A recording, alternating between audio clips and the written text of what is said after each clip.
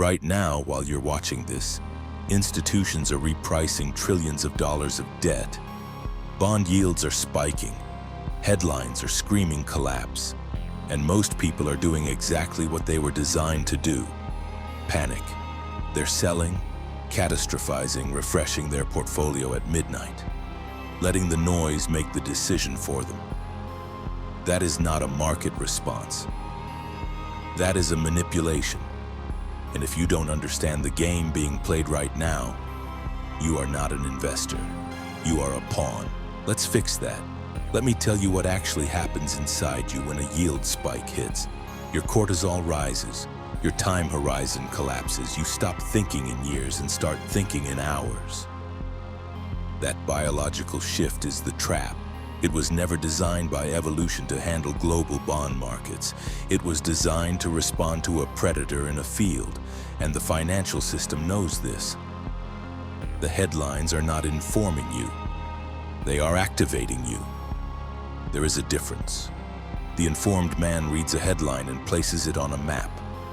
The pawn reads a headline and moves. Machiavelli wrote, "The first method for estimating the intelligence of a ruler is to look at the men he has around him." I would update that for this moment.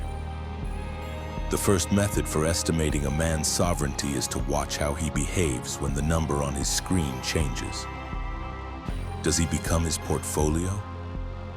Does he let a percentage point in a government bond market determine his mood, his sleep, his next decision? If yes, he has outsourced his sovereignty to a system that does not care whether he thrives or breaks. Stop and listen. The bond market is not about you. It has never been about you. It is about governments rolling over debt, central banks managing inflation mandates, and institutional players positioning ahead of policy shifts. These are power games at a scale most people never pause to understand.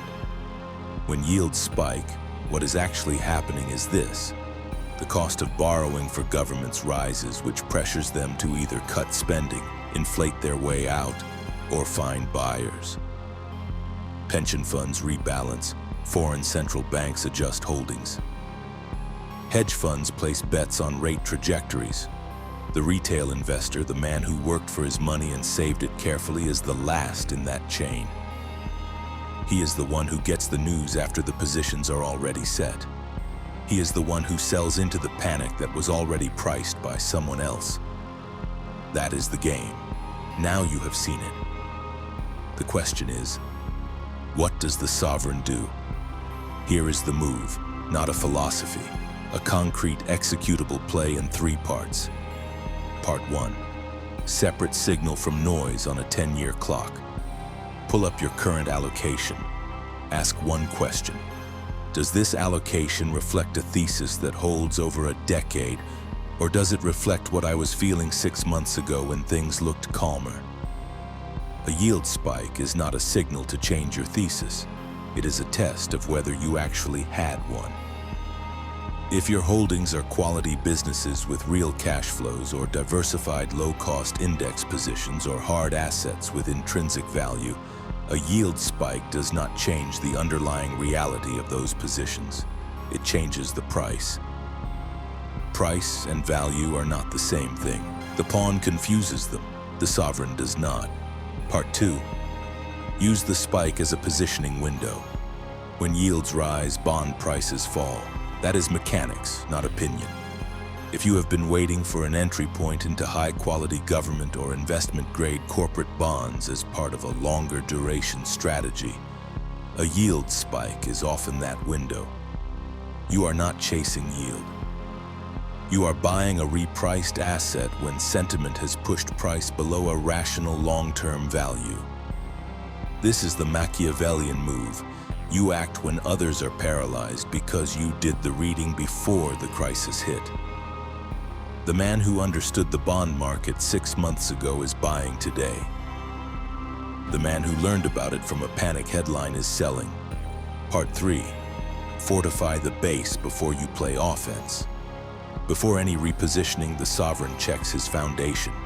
Does he have 3 to 6 months of living expenses in liquid form? earning a real yield right now because short-term rates are elevated?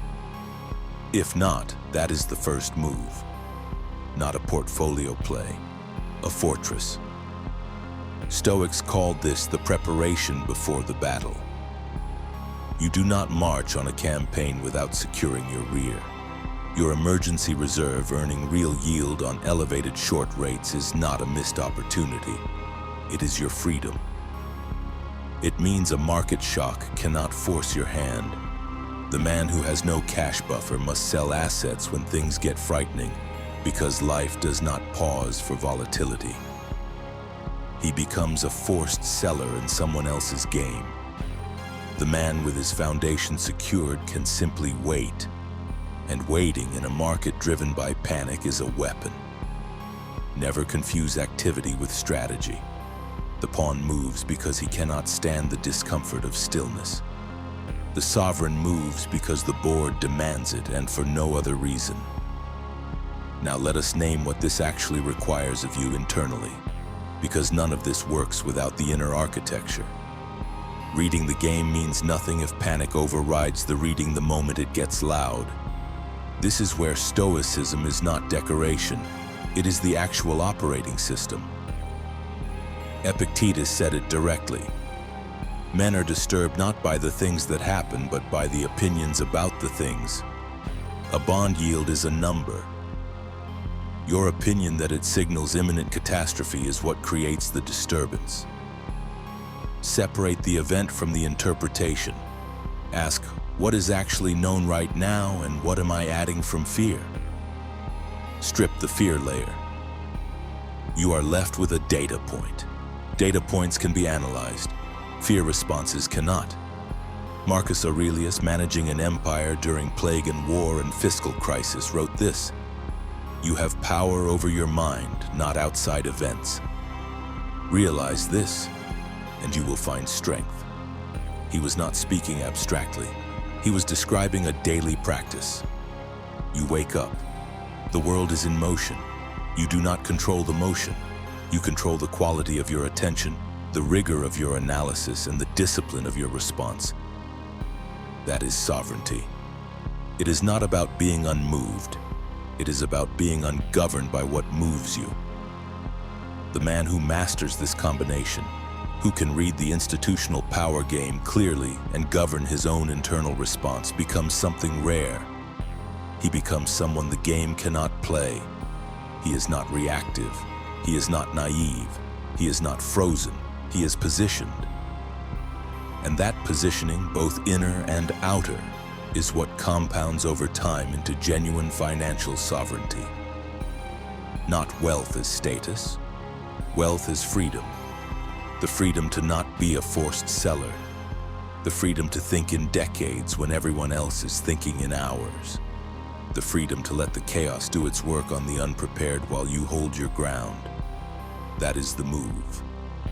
Read the game. Fortify the base. Act on thesis, not on temperature. You came into this video as someone watching a spike on a screen.